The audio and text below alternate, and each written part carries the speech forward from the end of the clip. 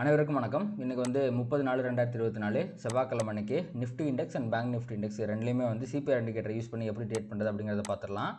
So அதுக்கு முன்னாடி வந்து நேற்று நைட் வந்து யூஎஸ் மார்க்கெட் என்னாச்சு அப்படிங்கிறத பார்க்கும்போது டவ் ஜோன்ஸ் வந்து பார்த்திங்கன்னா ஒரு 0.38% வந்து பாசிட்டிவாக முடிஞ்சிருக்கு. S&P வந்து பார்த்திங்கன்னா ஒரு 0.32% பாசிட்டிவாக முடிஞ்சிருக்கு. நாஸ்டாக் வந்து பார்த்திங்கன்னா ஒரு 0.36% பாசிட்டிவாக முடிஞ்சிருக்கு. மூணு பேருமே வந்து ஒரு அரௌண்ட் 0.4% பாசிட்டிவாக முடிஞ்சிருக்காங்க. அண்ட் நேற்று பெருசாக எந்த நியூஸுமே கிடையாது. ஸோ அந்த மொமெண்டம் வந்து ஆல்ரெடி வந்து பாசிட்டிவாக முடிஞ்சதுனால அந்த மொமெண்டம் வந்து கண்டினியூ ஆகிருக்கு. அண்ட் விக்ஸை பொறுத்த வரைக்கும் பார்த்திங்கன்னா அப்போ அவன் வந்து ஒரு 2.4% வந்து இறங்கியிருக்கான். மார்க்கெட் ஏறும்போது விக்ஸ் இறங்குறது ஒரு பாசிட்டிவ் சைன் தான். அடுத்து ஈஸோட 10 இயர் பாண்டியில் பொறுத்த வரைக்கும் அவன் வந்து 4.6 கிட்டே தான் இருக்கான். ஸோ இதை பார்த்தா ஒரு டெக்னிக்கலாக பார்க்கும்போது ஒரு நல்ல ரிவர்சல் மாதிரி தெரியுது. ஸோ பார்க்கலாம் ஃபர்தராக ஒரு ஃபால் இருக்குமா அப்படிங்கிறத.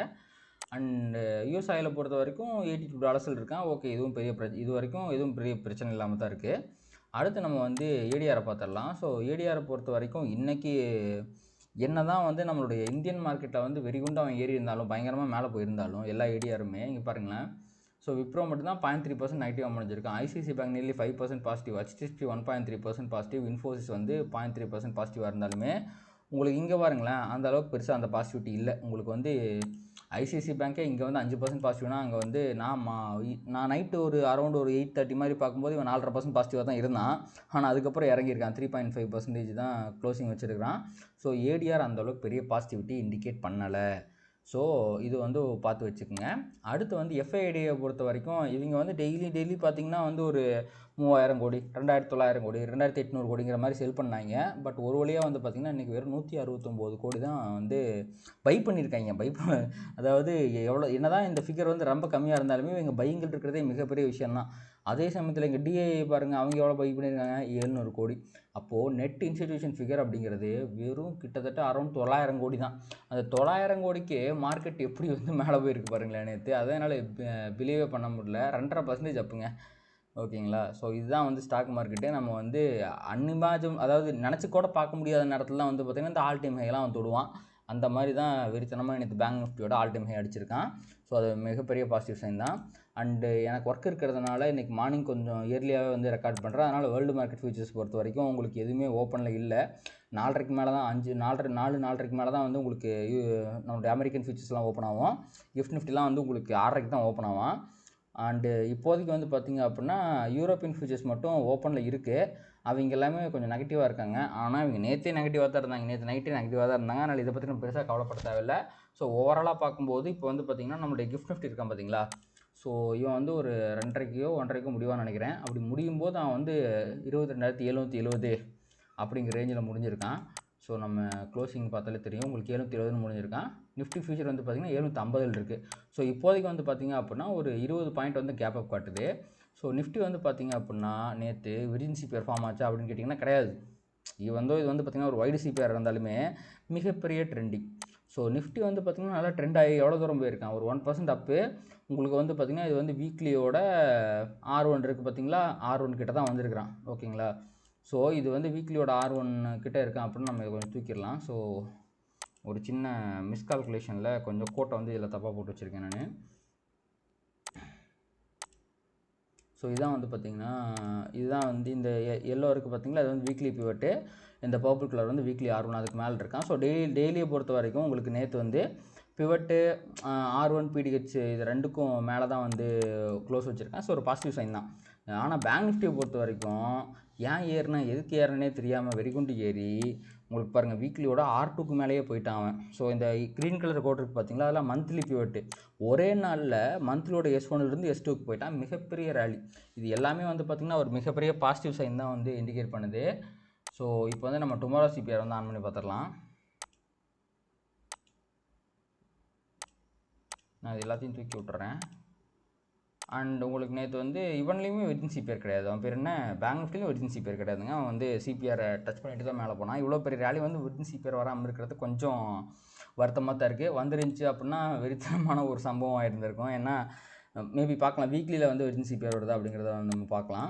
ஏன்னா ஒரு மிகப்பெரிய சப்போர்ட்டாக இருந்திருக்கும் கீழே ஃபால் வரும்போது. அதுக்காக தான் பார்த்தேன் நான், வேறு ஒன்றும் இல்லை. ஸோ இன்றைக்கி வந்து பார்த்திங்க அப்படின்னா உங்களுக்கு நிஃப்டிலையும் சரி பேங்க் நிஃப்டிலையும் சரி என்றைக்குமே ட்ரெண்டிங் டே வந்துச்சுன்னா அதுக்கு அடுத்த நாள் வந்து வைடு சிபிஆர் தான் வரும். ஸோ இப்போ வந்து ஒரு 20 பாயிண்ட் தான் வந்து இப்போதைக்கு வந்து கேப் அப் அப்படிங்கிற மாதிரி வச்சுக்கலாம். ஸோ இப்போ வந்து இந்த 640லேருந்து உங்களுக்கு இப்போ 20 பாயிண்ட் வந்து கேப் ஆகுது அப்படின்னா உங்களுக்கு வந்து ப்ரீவியஸ் டே ஹைக் மேலே மேபி ஓப்பன் ஆகிறதுக்கு வாய்ப்பு இருக்குது. ஸோ ஒரு 662 அப்படிங்கிற மாதிரி ஓப்பன் ஆகிறதுக்கு வாய்ப்பு இருக்குது. அதே மாதிரி இங்கே பாருங்களேன், உங்களுக்கு ப்ரீவியஸ் டே ஹைக்கும் R1க்கு இடையில இருக்க டிஸ்டன்ஸ் ரொம்ப ரொம்ப அதிகமாக இருக்குது. இது எல்லாமே வந்து பார்த்திங்கன்னா ஒரு கன்சாலிடேஷன் டேக்கான இண்டிகேஷன் தான். இன்றைக்கி மார்க்கெட் பெரிய மூவ் எய்தர் சைடு கொடுக்காது, கீழேயும் வராது, பெருசாக மேலேயும் போகாது. ஓகேங்களா? ஸோ கன்சாலிடேஷன் தான் இண்டிகேஷன். ஸோ இந்த கன்சாலிடேஷன் இண்டிகேஷனாக இருக்கும்போது உங்களுக்கு சிபிஆர் ரிவர்சல், சப்போஸ் மார்க்கெட்டில் ஒரு ஃபால் வருது, சிபிஆர்லேருந்து ரிவர்ஸ் ஆகுது அப்படின்னா அது ஒரு மிகப்பெரிய ஹை ப்ராபபிள் ட்ரேடிங் ஆப்பர்ச்சுனிட்டி. ஞாபகம் வச்சுக்கோங்க. நிஃப்டிலையும் சரி, பேங்க் நிஃப்டிலையும் சரி, அந்த சிபிஆர் ரிவர்சல் இப்போ பேங்க் நிஃப்டியுமே கிட்டத்தட்ட I think previous day hike மேலே தான் ஓப்பன் ஆக போகிறான். ஓப்பன் ஆகிட்டு உங்களுக்கு கீழே சிபிஆர் கிட்ட வந்து ரிவர்சல் ஆகிறான்னா அது ஒரு high probable trading opportunity. In case அப்படி நடக்கலை, உங்களுக்கு வந்து மேலே போகிறோம் அப்படின்னா R1 கிட்டேருந்து ரிவர்சல் ஆகிறது ஒரு ஹை ப்ராபபிள் ட்ரேடிங் ஆப்பர்ச்சுனிட்டி. இது ரெண்டு மட்டும் தான் இன்றைக்கி நீங்கள் பண்ணணும். இந்த R1 ரிவர்சலும் இன்றைக்கி வந்து கன்ஃபார்மாக வந்து ஒரு கை கொடுக்குறதுக்கு நிறைய வாய்ப்பு இருக்குது.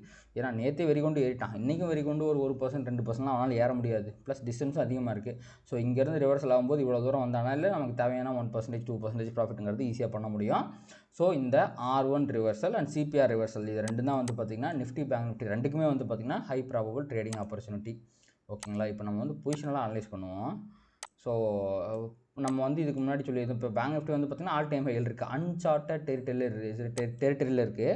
ஸோ இப்போ வந்து பார்த்திங்கன்னா இந்த சேனல் பேட்டர்ன் இருக்குது பார்த்திங்களா, ஒரு நல்ல கன்சாலிடேஷனுக்கு அப்புறம் மிகப்பெரிய பிரேக் அவுட்டு. ஸோ இதுவுமே வந்து பார்த்திங்கன்னா ஒரு புல்லிஷ் மூவ் தான். ஸோ இந்த ட்ரெண்ட் லைனை உடைக்கிற பட்சத்தில் மார்க்கெட் ஃபர்தராக மேலே போகிறதுக்கு நிறையா வாய்ப்பு இருக்குது. 50,000 தொடுவதற்கும் வாய்ப்பு இருக்கிறது. அடுத்து வந்து நிஃப்டியை பொறுத்த வரைக்கும் உங்களுக்கு வந்து இந்த ஆல் டைம் ஹை இந்த இடம்னு பார்த்திங்கன்னா ஒரு 22,763ங்கிறது ஒரு நல்ல ரீசன்ஸாக இருக்கும். அதையும் ஃபர்தராக தாண்டும் போது இந்த ட்ரெண்ட் லைனை தாண்டி மேலே போகும்போது இவனும் வந்து ஆல் டைம் ஹைக்கு போய் செம்மையான பாசிட்டிவாக இருக்கிறதுக்கு நிறைய வாய்ப்பு இருக்குது.